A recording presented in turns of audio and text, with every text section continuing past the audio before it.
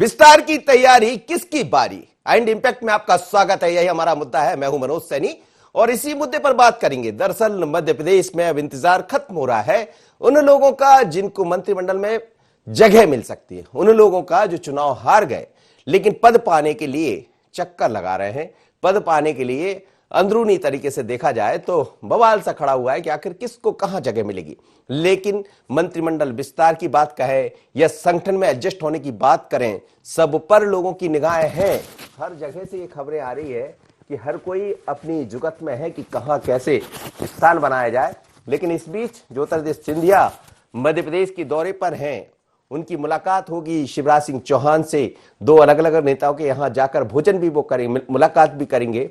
उसके बाद दिन भर यहां गुजारेंगे। यानी राजनीति में आज राजधानी में राजनीति गर्माती दिखाई देगी। दिन भर चर्चाओं का बाजार गर्म रहेगा। किसको मौका मिलेगा, कौन जाएगा। कुछ ऐसे नाम है, इमरती देवी, इंदल सिंह कंसाना, ये सब वो है, या फिर गिरिराज दंडोतिया जो चुनाव हार गए लेकिन चुनाव हार के बाद आखिर कहां होगा पुनर्वास। इन सब मुद्दों पर आज सिंधिया बात करने वाले हैं। और इस बीच खबर यह भी है कि शिवराज सिंह चौहान शाम 4-5 बजे के आसपास दिल्ली भी जाएंगे। तो क्या वहां भी इसी बात को लेकर चर्चा होगी? चलिए समझते हैं और बात करते हैं। मेरे साथ इस वक्त संदीप मिश्रा जोड़ रहे हैं, हमारे संवाददाता। संदीप, दिन भर आज सियासत गर्माती हुई दिखाई देगी। मध्य प्रदेश में तमाम तरह की चीजें देखने को मिलेगी। तो लगातार हम बात कर रहे हैं आज इसी तरह की कि आखिर क्या होगा मध्य प्रदेश में। चलिए संदीप मेरे साथ जुड़ रहे हैं। संदीप, हम देख रहे हैं कि ज्योतिरादित्य सिंधिया आज मध्य प्रदेश के दौरे पर है। इस बीच खबर यह भी है कि जो मुख्यमंत्री है शिवराज सिंह चौहान, वो भी शाम को दिल्ली जाएंगे। तो क्या यह माना जाए कि अब वक्त आ चुका है एडजस्टमेंट का?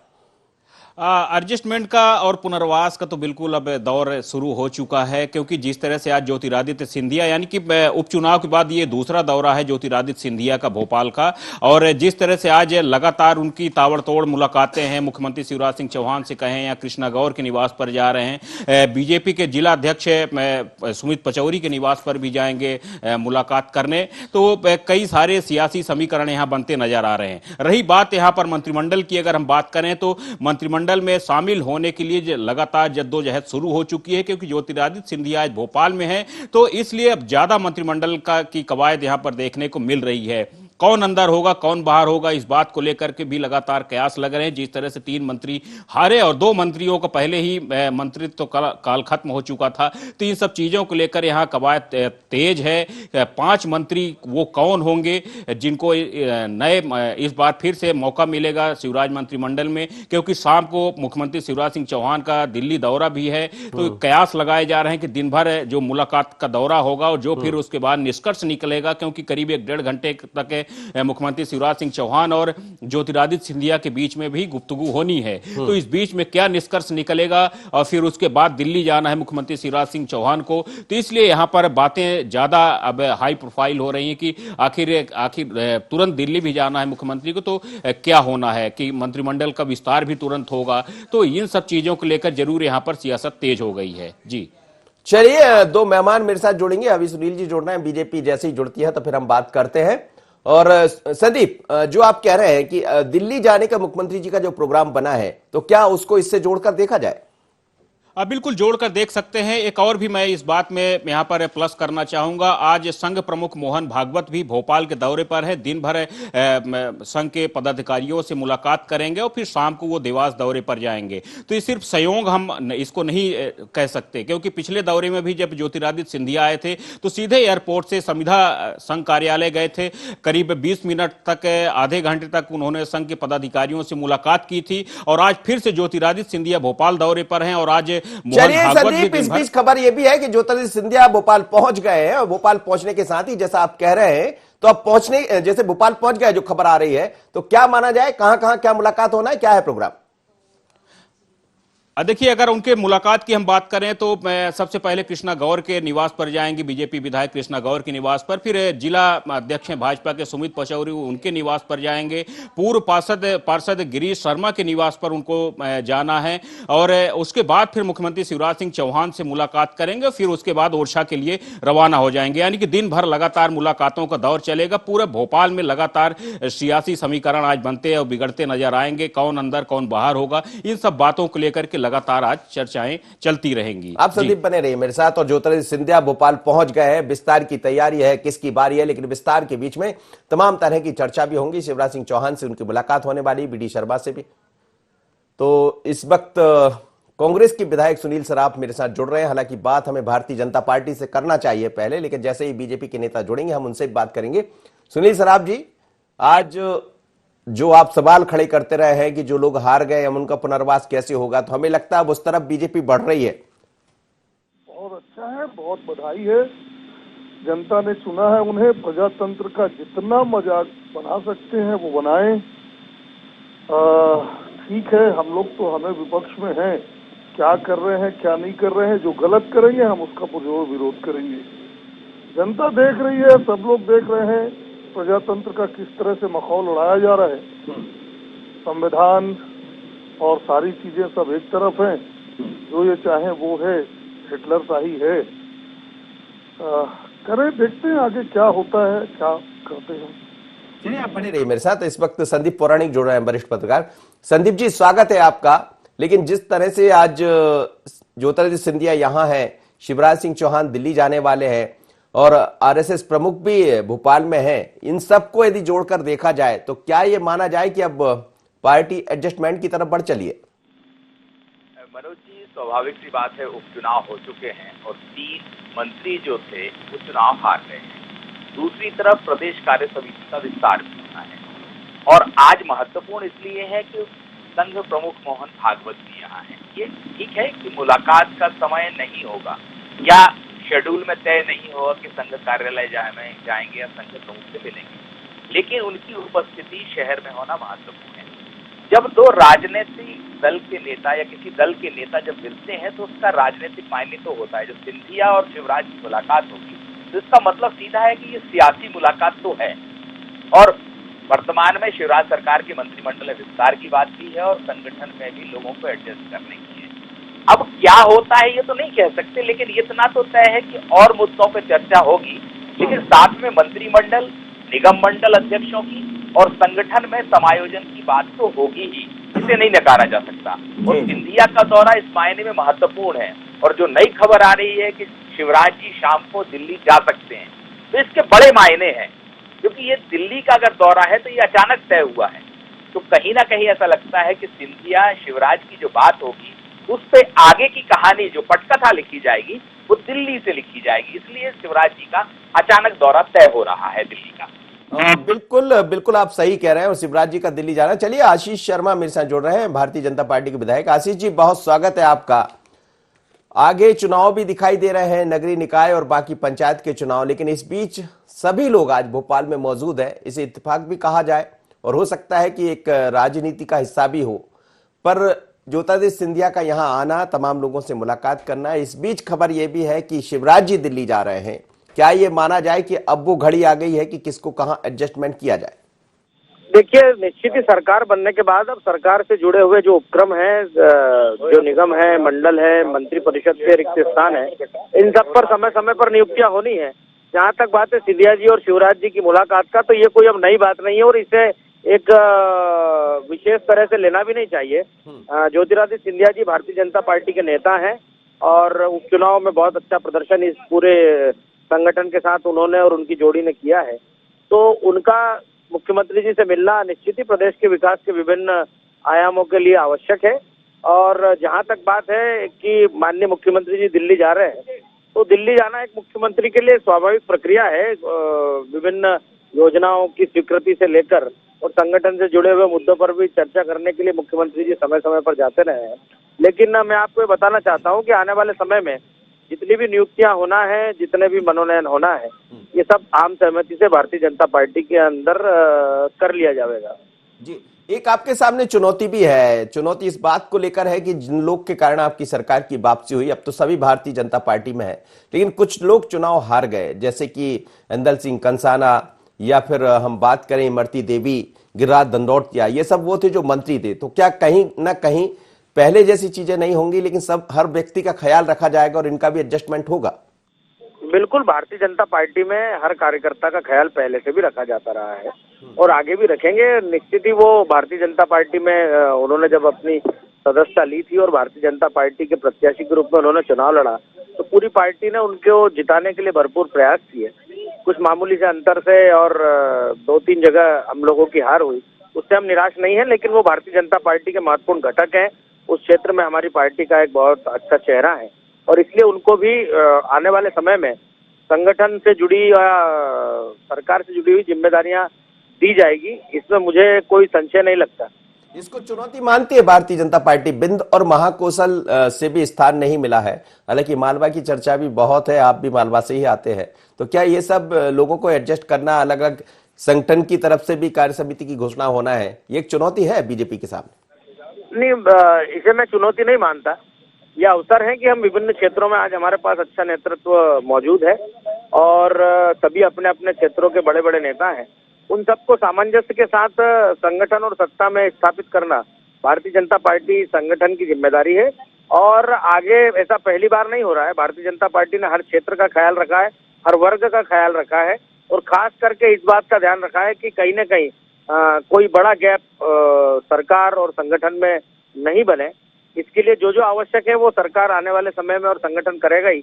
इन सब लोगों को महत्वपूर्ण जिम्मेदारियां दी जाएगी ताकि संगठन भी मजबूत हो सके और सरकार भी बहुत अच्छे से चल के और प्रदेश के विकास में आगे बढ़ सके। आप बने रहे मेरे साथ।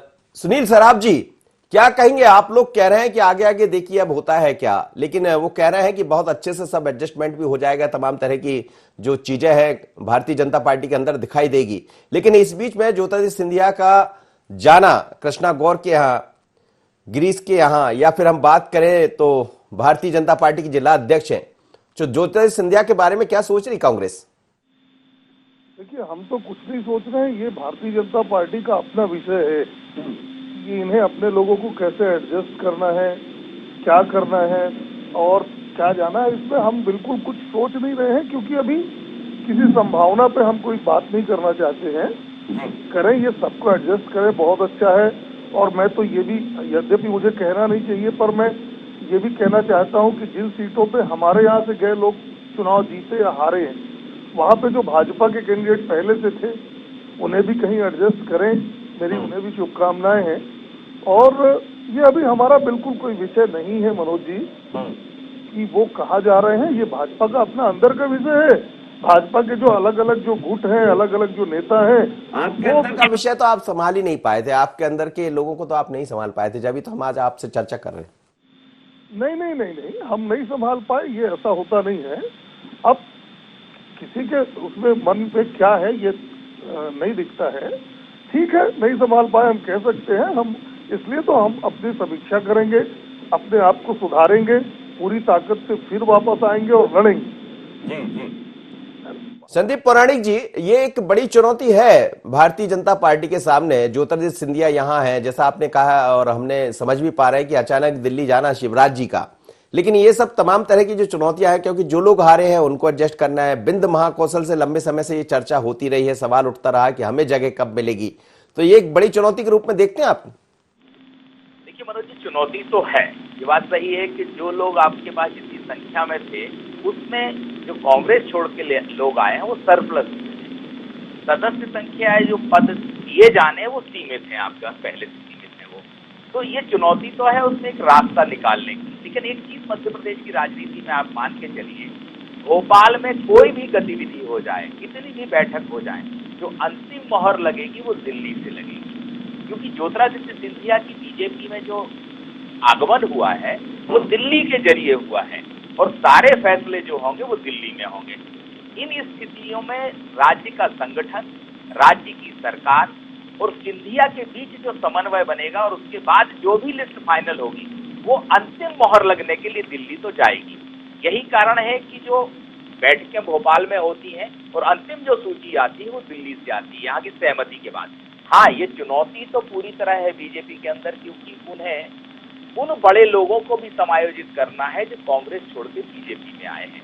और ऐसा नहीं है कि वो सिर्फ राज्य स्तर पर चेहरे दिख रहे हैं, उन्हीं को समायोजित करना है। बहुत से ऐसे चेहरे हैं, आप उज्जैन की बात कर लें, इंदौर की बात कर लें, बुंदेलखंड की बात कर लें, विंध्य की बात कर लें, जो सिंधिया के साथ आए हैं। वहीं बीजेपी के कद्दावर नेता इन इलाकों के हैं, जैसे विंध्य से कोई बड़ा नेता मंत्रिमंडल में जगह नहीं पा पाया है। महाकौशल की बात करते वहां से, मालवा से भी बहुत दावेदार हैं। तो अब बीजेपी को एक ऐसा रास्ता निकालना है जिसमें असंतोष नहीं रहे और सभी के सभी समायोजित हो जाएं, चाहे सत्ता में समायोजित हो या संगठन में। इस चुनौती से निपटना बहुत आसान भी नहीं नजर आ रहा है, लेकिन संकट इसलिए नहीं है क्योंकि कोई चुनाव बहुत बड़ा नजदीक नहीं है। नगरीय निकाय के चुनाव है, तो उन चुनाव को लड़ने के लिए पार्टियां अपने स्तर पर तैयारियां करती हैं और कर भी रही होंगी, मुझे ऐसा लगता है। जी जी बिल्कुल, लेकिन एक छोटा सा सवाल और था, फिर आशीष जी के पास चल रहा हूं मैं, संदीप जी, कि जब भी ज्योतिरादित्य सिंधिया के दूसरा दौरा है चुनाव जीतने के बाद, पहले भी जब वो आए हैं तो संविधा भी पहुंचे हैं और तमाम तरह के लोगों से मुलाकात की। आज भी आप प्रोग्राम को बड़े नजदीकी से देख पा रहे होंगे कि पहले कृष्णा गौर के यहाँ जाएंगे, फिर गिरीश शर्मा के यहाँ भी जा सकते हैं, हालांकि गिरीश शर्मा पार्टी में नहीं है। दूसरी तरफ सुमित पचौरी के यहाँ भी जाने की बात कही जा रही है। तो ये जो जिस तरह से सिंधिया अपने कदम बढ़ा रहे हैं, इन कदमों को लेकर क्या कहेंगे? देखिए मनोज जी, स्वाभाविक सी बात है, सिंधिया कांग्रेस से आए हैं। लोगों से करीब कैसे आता है, जब मिलता है, उनके साथ बैठता है, अपनी बात करता है। क्योंकि सिंधिया के जो व्यक्तित्व को बनाया गया है, वो ये बताया गया कि ये महाराजा हैं। तो महाराजा के तौर पे तो भाजपा के नेताओं से घुल मिल नहीं सकते।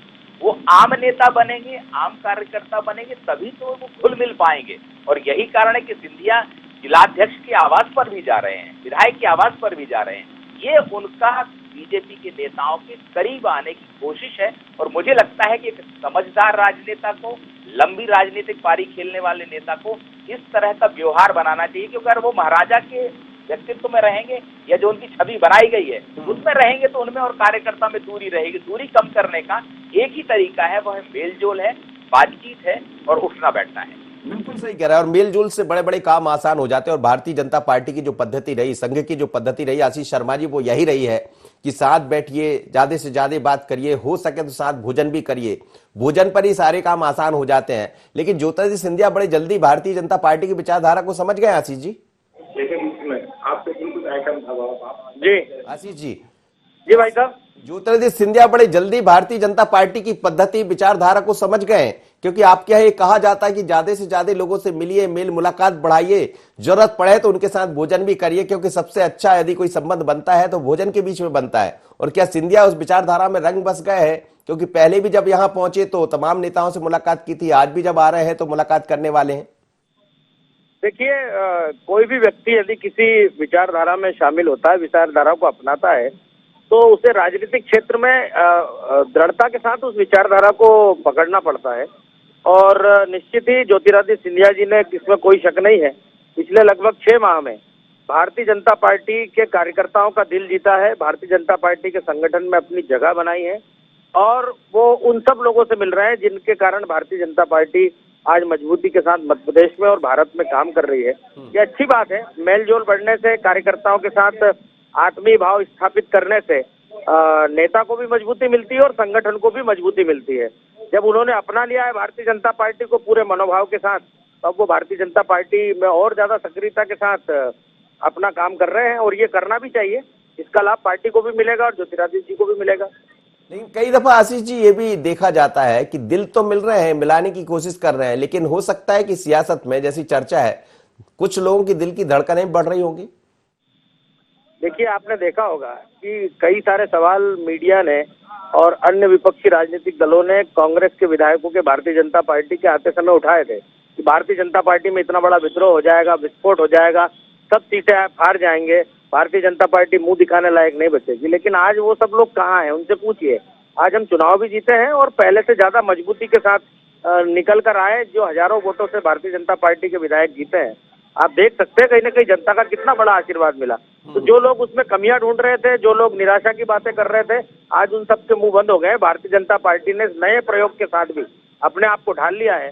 और आप विश्वास कीजिए, भारतीय जनता पार्टी में जितने भी नेता इस समय काम कर रहे हैं, चाहे प्रदेश नेतृत्व के हों, केंद्रीय नेतृत्व के हों, किसी को भी अपने अस्तित्व पर जरा सा भी संकट नहीं दिखता है।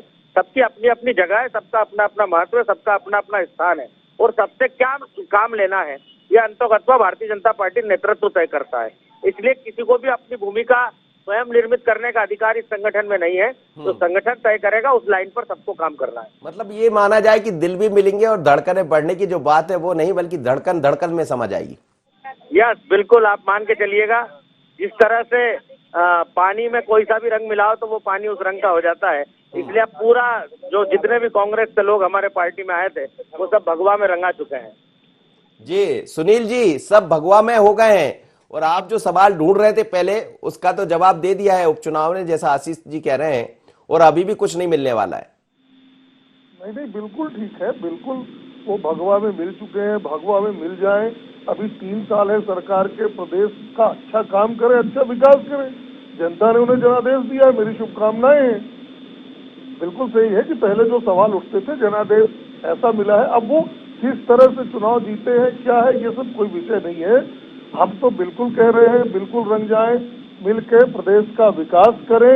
हम विपक्ष की भूमिका निभाएंगे, विकास में इनका साथ देंगे और किसी सरकार के गलत निर्णय का पुरजोर विरोध करेंगे, सड़क पर उतर के विरोध करेंगे। लेकिन कांग्रेस ये भी कहती रही थी कि सिंधिया को एडजस्ट होने में बड़ा टाइम लगेगा, लेकिन बड़े जल्दी वो रच बस गए विचारधारा। अब वो कितना रचे बसे हैं क्या है ये तो बहुत अंदर की बातें हैं। ऊपर से तो यही दिख रहा है कि रच बस गए हैं, लेकिन अभी आगे देखिए अच्छा है रच बस यदि गए हैं। देखिए कोई भी पार्टी है देश के विकास के लिए है, अगर रच बस गए हैं तो बहुत अच्छा है, सरकार बहुत अच्छे से काम करेगी। नहीं रचे बसे रहेंगे तो इसी झगड़े में 3 साल निकल जाएंगे, सरकार ठीक से काम नहीं कर पाएगी। तो हम खुद, हमारी शुभकामनाएं है कि रच बस जाए और प्रदेश का काम हो, जनता का काम हो, प्रदेश का विकास हो। मतलब चुनाव के बाद कांग्रेस ने भी अपनी लाइन बदल ली, जिस तरह से आप बात किया करते थे अब लाइन चेंज हो गई है, अब बड़े पॉजिटिव तरीके से आप लोग भी चलने लगे। नहीं है क्या, देखिए जनता का आदेश सर्वोपरि है ना मनोज जी, और हम मानते हैं भाई कि जनता ने उन्हें अब कई कारण से उस कारण पे जाना नहीं चाहते हैं, पर जनादेश उन्हें मिला है। 3 साल एकदम बढ़िया से वो प्रदेश का सरकार चलाए। जी चलिए, जी चलिए, धन्यवाद आशीष जी और आपका। लेकिन एक छोटी सी प्रतिक्रिया संदीप जी से लेना चाहूंगा। संदीप जी, ये जो रचने बसने वाली बात कही जा रही, विचारधारा में बड़े जल्दी सिंधिया ने, हमें लगता है कि उसको अंगीकृत भी कर लिया और वो समझ भी रहे हैं कि बीजेपी में रहना है तो इस तरह से चलना होगा। लेकिन ये जो रचना बसना है कई जगह धड़कनें भी बढ़ा रही होगी। स्वाभाविक सी बात है, सिंधिया की सक्रियता से कई नेताओं को असुरक्षा बढ़ रही है। सिंधिया की एक महत्वपूर्ण बात अगर हम देखें तो उनकी दादी बीजेपी में रही, उनकी 2 बुआ बीजेपी में है, तो सिंधिया के लिए बीजेपी में घुलना मिलना उतना कठिन नहीं है जो दीगर के कांग्रेस नेता आए हैं उसके लिए है, क्योंकि उनके पारिवारिक रिश्ते बीजेपी के तमाम नेताओं से रहे हैं। यही कारण है कि सिंधिया को जल्दी बड़े नेताओं ने स्वीकार भी कर लिया है, क्योंकि वो परिवार है सिंधिया परिवार जिसकी बीजेपी से बहुत नजदीकियां हैं, और सिंधिया को स्वीकार कर लिया गया और सिंधिया भी वो कदम आगे बढ़ा रहे हैं बीजेपी की तरफ और ये संदेश देना चाह रहे हैं कि वो पूरी तरह उस माहौल में ढलना चाह रहे हैं। जहां तक आपने कुछ लोगों की धड़कन की बात कही है तो स्वाभाविक सी बात है, ग्वालियर चंबल इलाके में जब भी बड़े फैसले होंगे या मध्य प्रदेश के और हिस्से में तो सिंधिया की उसमें हिस्सेदारी रहेगी। बगैर सिंधिया की सहमति के कोई भी बड़ा फैसला हाल फिलहाल होता तो नजर नहीं आता। इसीलिए उन नेताओं की धड़कनें बढ़ी होंगी जो थोड़ा सा संगठन में कमजोर हैं या सत्ता में हिस्सेदारी पाना चाहते हैं, मगर उनकी पैरवी करने वाला कोई बड़ा नेता नहीं। चलिए, बहुत बहुत धन्यवाद आपका भी और बाकी दोनों मेहमानों का। लेकिन मध्य प्रदेश में सियासत गर्म रहेगी आज दिन भर, क्योंकि भारतीय जनता पार्टी के बड़े लीडर ज्योतिरादित्य सिंधिया भोपाल में है, यहां पहुंच गए हैं, लोगों से मुलाकात कर रहे हैं। उनका सिलसिला भी जारी हो गया है कि आखिर कहां पहुंचेंगे, कैसे रहेंगे। लेकिन इस बीच शिवराज जी के दिल्ली जाने की जो संभावनाएं जताई जा रही है वो भी एक बड़ा सवाल है कि आखिर दिल्ली क्यों जा रहे हैं और दिल्ली जाकर क्या दिन भर में जिस तरह की चर्चाएं चलेंगी सब लोग नेताओं के बीच में उस पर मोहर लगेगी। तो इंतजार रहेगा, विस्तार की तैयारी किसकी बारी। इतना ही, मुझे दीजिए इजाजत, बने रहिए IND 24 पर।